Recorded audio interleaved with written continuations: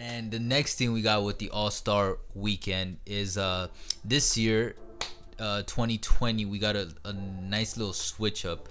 Pretty confusing switch up, not gonna lie.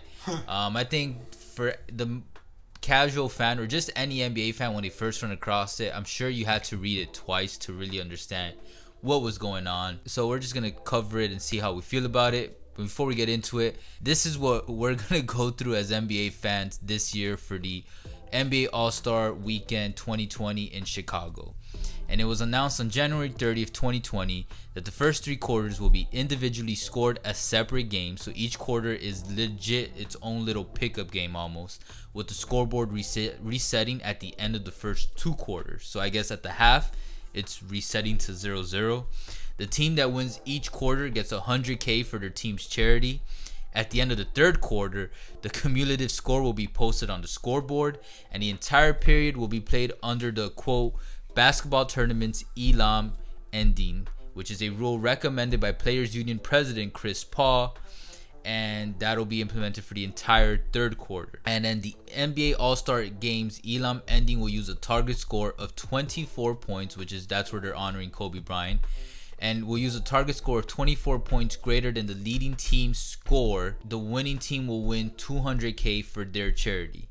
If one team wins each of the first three quarters and reaches the target score first, 500K will be donating to the winning team's charity, and 100K will be donated to the losing team's charity. Did that make sense to you, Erwin? Sure you got a little lost in there somewhere, because I did. You just reading it. This is why midway through my bachelor's degree, I switched majors and I stopped doing finance because I'm like, man. So how do you feel about this switch up this year? This is how I feel, man. When I took calculus after pre-cal, I'm like, Oh. no, actually no, yeah. I feel you on that, actually. I'm like, I think it's easier to ask your significant other what they want to eat, than that's a good comparison. That. But Then figuring this out. But I would tell you this. I think it might be, believe it or not, hear me out. I think this is gonna be one of those things that sound complicated as fuck, But once we're like in it, once we're actually in it and it it'll comes start to play, clicking. it's gonna be, it's Smooth sailing. We're smooth sailing. We're gonna understand it. One thing I do want to say with this is for this year, I think it's gonna click perfectly. As smoothly as possible because of the recent event that happened with Kobe Bryant. It's so I like that. So it's gonna have a lot of awareness, especially since there's like the first way that significant way that the NBA is doing to honor Kobe Bryant for his legacy. So for this year, I say it's gonna perform great. Okay. Long term, I'll definitely say that it's gonna need some tweaks and some fixes. But the good thing is, the NBA is listening to the Players Union, and if anybody's gonna know a lot better, than just us, when it comes to what's gonna work and what's not, is gonna be somebody that's actually playing right now, actively playing. Facts. Chris Paul, and the president, that the president of the union that has heard the feedback from other players. Mm-hmm. So short term, right now, it's gonna work just fine. Long term, we gotta see, but we can both agree. It sounds confusing as fuck. What do you think?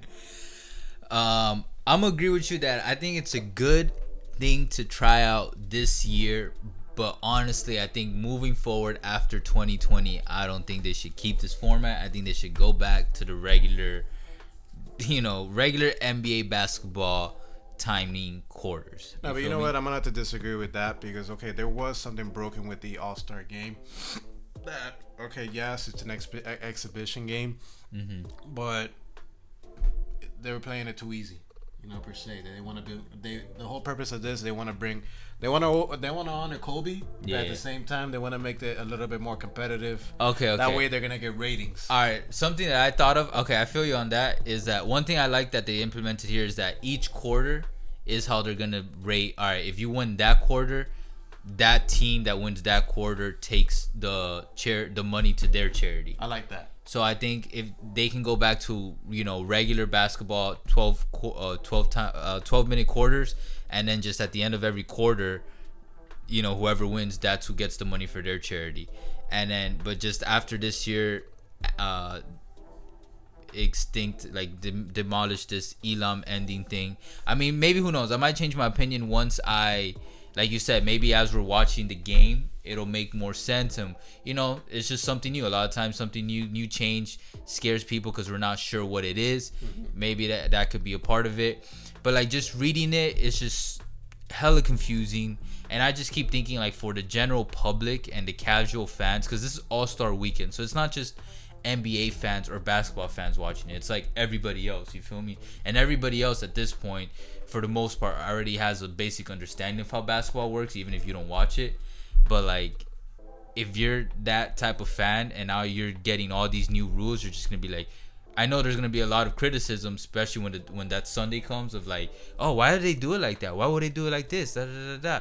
So I think that we'll see how the public reacts to that when the day comes. And I just think it'd be a little easier, you know, if not demolishing this Elam anything, at least refining it to, like, you know, a more simplistic understanding that everyone can, like, just bring some clarity to, like, what's going on. You know what I mean? But at least for this year, I like it with the whole 24 points thing, target score added because of 24 for Kobe. And yeah, I think that concludes this today's episode. If you guys got any other topics for All-Star Weekend you guys want to see covered, let us know. Leave it in the comment, and we'll try to cover it. If we'll even try to do a video maybe before the All-Star Weekend if we meet up earlier. And if you guys got any topics that, you know, bring up, let us know. Maybe we'll do like who we think might win the dunk contest, who we think might win the 3-point contest, etc., etc., and things that. And also fun stuff, like I saw some people like, oh, they should replace the skills challenge with a NBA 1-on-1. I think that would be really dope. So we can do a whole topic on that, like what we would like to see to, you know, make the NBA All-Star Weekend better, because it's for the fans, you know what I mean? So that'd be dope. I would love to see a 1-on-1 of Russell Westbrook versus Dame. Hell yeah. Man, and then make it serious. Yeah, and then also how they might even make the NBA All-Star game and weekend like more competitive, you know, bring out the best in these players with like higher earnings for winnings and stuff like that. So yeah, that's just like off the top. If you guys are interested, just let us know. We'll let you go. You know what it is, Ball Talk Deep. Follow us on Twitter and Instagram. And until next time, take care. And hit that like button. You already know.